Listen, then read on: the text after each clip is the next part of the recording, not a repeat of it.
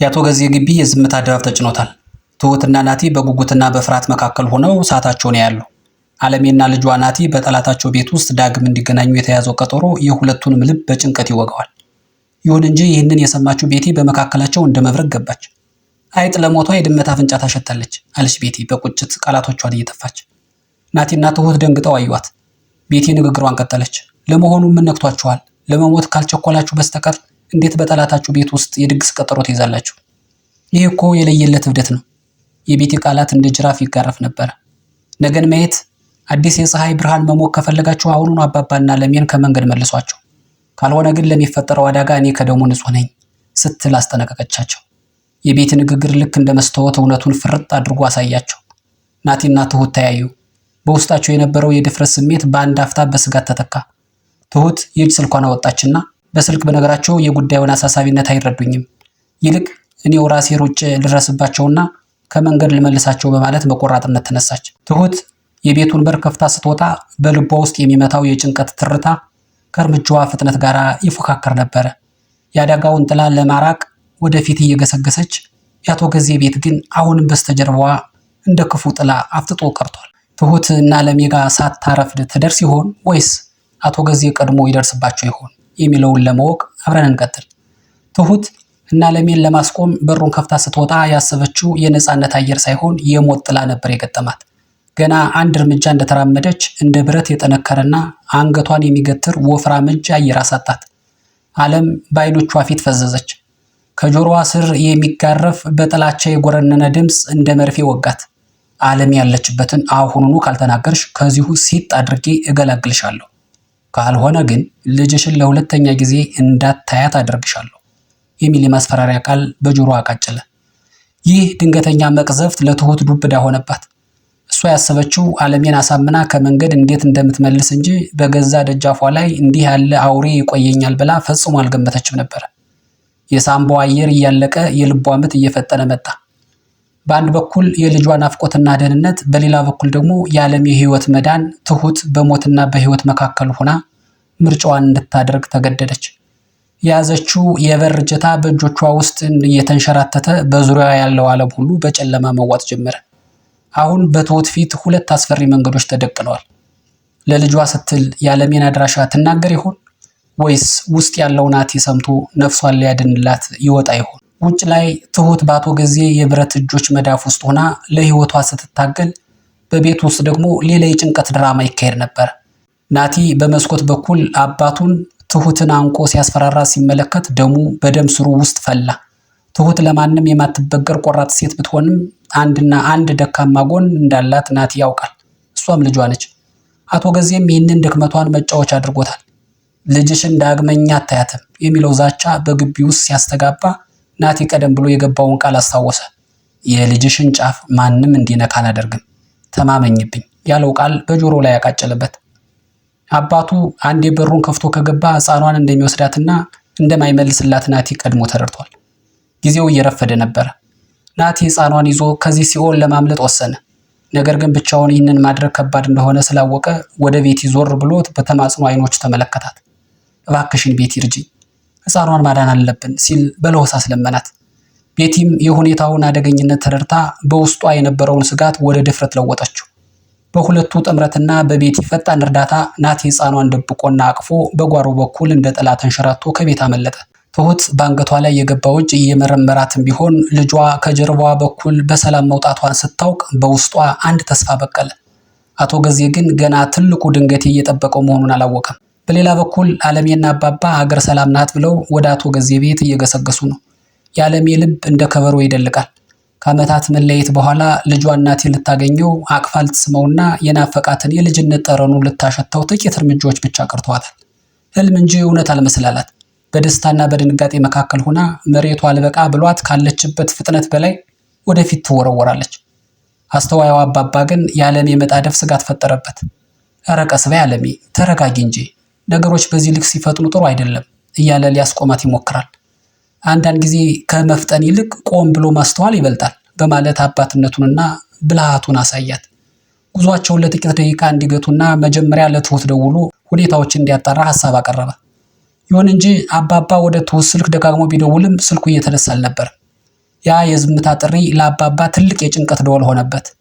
በልቡ የሆነ ያልታሰበ ችግር እንደተከሰተ ቀድሞ ገባው። ይሁን እንጂ ልጇን ለማየት ነፍሷ እየራደ ያለችውን አለሜን እንዴት ብሎ ያስረዳት?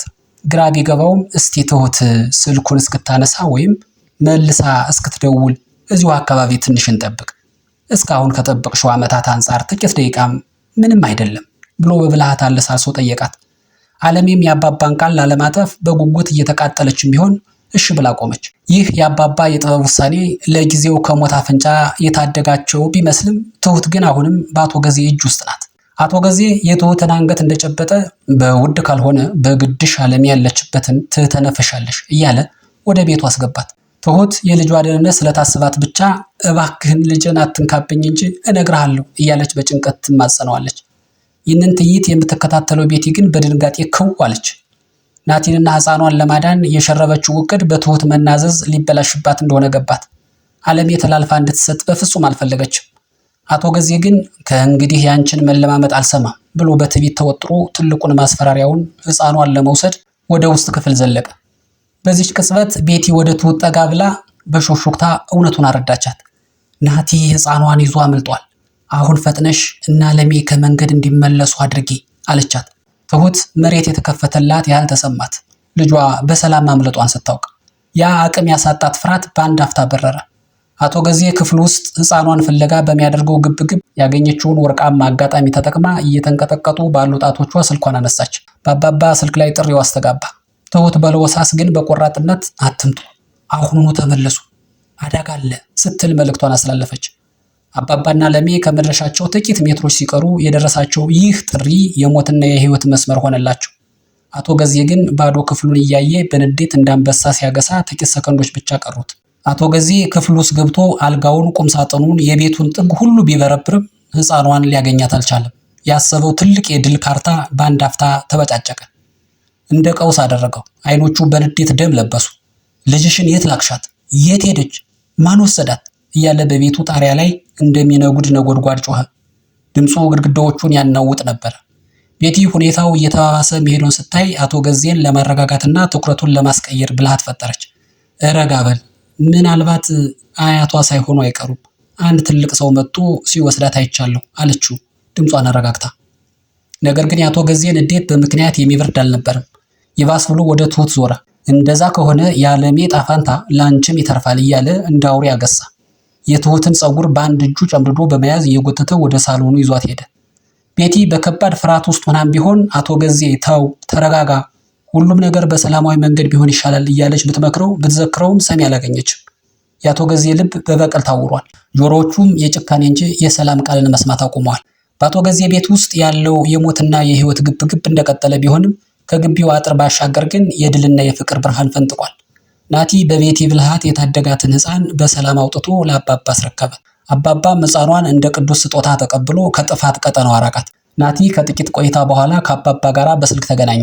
አባባ በደስታ በተሞላ ድምፅ ናቲ ልጄ አይዞህ፣ ሕፃኗ እዚህ እኛ ጋር በጣም ደስተኛ ሆናለች ሲለው በናቲ ትከሻ ላይ ተጭኖ የነበረው የጭንቀት ተራራ እየተናደ መሰለው።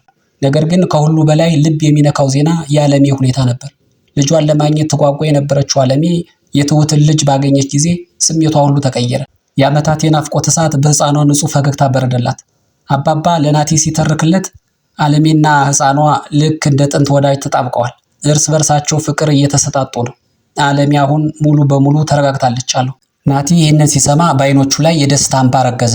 የናፈቃት እናቱ አለሜና በሕይወት ዋስትና የገባላት ሕፃን ልጅ እጅና ጓንት ሆነው በሰላም መኖራቸውን ማወቁ ለሚመጣው ማንኛውም ፈተና ብርታት ሰጠው። የፍቅር ኃይል ከጥላቻው ግድግዳ በላይ ሆኖ ድል እያደረገ እንደሆነ ተረዳ። ናቲ የሰማውን የደስታ ዜና በአካል ተገኝቶ ለማጣጣም የሁሉንም ደስታ የነጠቀውን አቶ ገዜን ከሕግ ፊት ማቆም ብቸኛው አማራጭ መሆኑን ተረድቷል። ያሰባሰባቸውንና አቶ ገዜን ሊያሳስሩ የሚችሉ ቁልፍ ሰነዶች ሁሉ ቀደም ብሎ ለመርማሪ ፖሊሱ አስረክቦ ነበር። አሁን ግን የጉዳዩን ሂደት ለማወቅ ወደ መርማሪው ዘንድ ስልክ ደወለ። ይሁን እንጂ መርማሪው የሰጠው ምላሽ እንደ በረዶ የቀዘቀዘና የተለመደ ነበር። እያጣራን ነው፣ ሰነዱን ለሚመለከተው አካል ልኬዋለሁ፣ ታገስ የሚሉ ደረቅ ቃላት። ናቲ ግን ከመለሰለት ቃል ይልቅ መርማሪው ንግግሩ ሁሉ ስሜት የማይሰጥ መሆኑን አስተዋለ። በቃላቱ መካከል ያለው ክፍተት ትልቅ ሸዋሸዋ እንደተሰራበት ለናቲ ፍንጭ ሰጠው። ናቲ ያልገመተው ግን ክህደቱ ምን ያህል ጥልቅ እንደሆነ ነበር። ያመነውና ፍትህ ይሰጠኛል ብሎ ተስፋ የጣለበት መርማሪ ፖሊስ የናቲን ሕይወትና የዓለሜን ነፃነት በ500 ሺህ ብር ሽጦታል። ለአቶ ገዜ ሰነዶቹን በማስረከብ የፍትህ መንገዱን በገንዘብ ዘግቶለታል። ናቲ አሁን በሁለት እሳት መካከል ቆሟል። በአንድ በኩል አባቱ አቶ ገዜ በገንዘብ ኃይሉ የህግ ከለላ አግኝቷል። በሌላ በኩል ደግሞ ትሁትና እናቱ አሁንም በአውሬው እጅ ናቸው። መርማሪውና አቶ ገዜ በጥምረት የሸረቡት ደባ የናቲን ቀጣይ እርምጃ እጅግ አደገኛና ውስብስብ አድርጎታል። በአቶ ገዜ ቤት ውስጥ ያለው ግፍ አይቀሬ መስሎ ነበረ። አቶ ገዜ ዓለም ያለችበትን አሁኑ ካልተናገርሽ እያለ የትሁትን ፀጉር ጨምድዶ በመያዝ ጭካኔውን እያሳያት ባለበት ቅጽበት የቤቱ በር በድንገት ተከፈተ። ናቲ እንደ መብረቅ ብቅ አለ። ናቲ ያየው ትዕይንት ደሙን ቢያፈላውም አባቱን በኃይል ለመጋፈጥ ጊዜው እንዳልሆነ አወቀ። ስሜቱን በረድ አድርጎ ምንም ነገር እንደማያውቅ ሰው በሚመስል ድምፅ ምንድን ነው የሚደረገው? ምን ተፈጥሮ ነው? ልጅቱንስ ምን አድርጌ ነው የምትላት? በማለት አባቱን ከትሁት ላይ እጁን እንዲያነሳ አደረገው። አቶ ገዜ በናቲ ፊት ምንም ማድረግ ስለማይችል ምንም ቃል ሳይተነፍስ በቁጭት እየተቃጠለ ወደ መኝታ ክፍሉ ገባ። ሚስቱ ቤቲም ሁኔታው እንዳይባባስ ስጋት በገባት መንፈስ ተከትለው ገባች። አሁን ሳሎን ውስጥ የቀሩት ናቲና ትሁት ብቻ ናቸው። የቤቱ የሞት ድባብ ተገፎ የሹክሹክታና የእምነት ድባብ ሰፈነ። የተፈጠረውን እያንዳንዱን ድራማ፣ የቤቲን እርዳታ፣ የናቲን ብልሃትና የሕፃኗን ማምለጥ አንድ ባንድ ተጨዋወቱ። ትሁት ናቲ ለልጇና ለሷ የከፈለውን መስዋዕትነት ስታውቅ ልቧ በምስጋና ተሞላ። ናቲ ድምፁን ዝቅ አድርጎ ትልቁን የምስራች አበሰራት። ልጅሽ አሁን በሰላም ከአባባ ጋር ናት። በጣም ደስተኛ ናት። አሁን ጨለማውን ተገን አድርገሽ በድብቅ ሄደሽ ልታያት ትችያለሽ አላት። ትሁት ይህንን ስትሰማ አንገቷ ላይ የነበረው የአቶ ገዜ ጭካኔ ጠባሳ ህመሙ ጠፋላት። በደስታና በእፎይታ ስሜት ተሞልታ ልጇን ዳግም ለመሳም በናፍቆት ማለም ጀመረች። ትሁት የናቲን ምክር በአንደበቷ ብቻ ሳይሆን በልቧም ተቀብለዋለች። ልጇን ዳግም የማቀፍ ናፍቆት ክንፍ አውጥቶላት የሌሊቱ ጨለማ ተገን በማድረግ ወደ አባባ ቤት ጉዟን ጀመረች። ነገር ግን የነፃነት አየር እየተነፈሰች መስሏት ነበር እንጂ ከበስተጀርባዋ አደገኛ ጥላ እያሳደዳት መሆኑን አልጠረጠረችም። አቶ ገዜ የክፋት አርበኛ ነውና በቀላሉ አልተሸወደም። ትሁት ከቤት ስትወጣ ጀምሮ በጥርጣሬ አይኖቹ እየተከታተላት ነበር። እርምጃዋን እየለካ ድምፁን አጥፍቶ እንደ ነብር አድብቶ ተከተላት። ትሁት ግን ብዙም ሳትቆይ በጀርባዋ በኩል የሚሰማት እንግዳ ኮቴ ሰላሟን ነሳት። ልቧ መምታት ጀመረ። አቶ ገዜ ከኋላዋ መሆኑን ተረዳች። ለማምለጥ ስትል ፍጥነቷን ጨመረች። በጠባብ መንገዶችና በጨለማው መጋረጃ መካከል እየተሽለከለከች እሱን ለመሸወድ ከፍተኛ ጥረት አደረገች። እሱ ግን እንደ መርገም አልለቅ አላት። በቅርብ ርቀት ሆኖ ትንፋሹ እስኪሰማት ድረስ ተከታተላት። የትሁት እግሮች በድንጋጤ ቢብረከረኩም የልጇ ናፍቆት ግን ወደፊት ያስገሰግሳታል። እውን ትሁት ይህንን አደገኛ አውሬ አሳስታ አባባ ቤት ትደርስ ይሆን? ወይስ የአቶ ገዜ ክፋት የናፍቆት ጉዟን አቋርጦ ወደ ሌላ መከራ ይከታታል? የሁለቱን የሞትና የህይወት ሩጫ ውጤት በቀጣይ ክፍል የምናይ ይሆናል። እስከዚያው ድረስ በሰላም ቆዩ።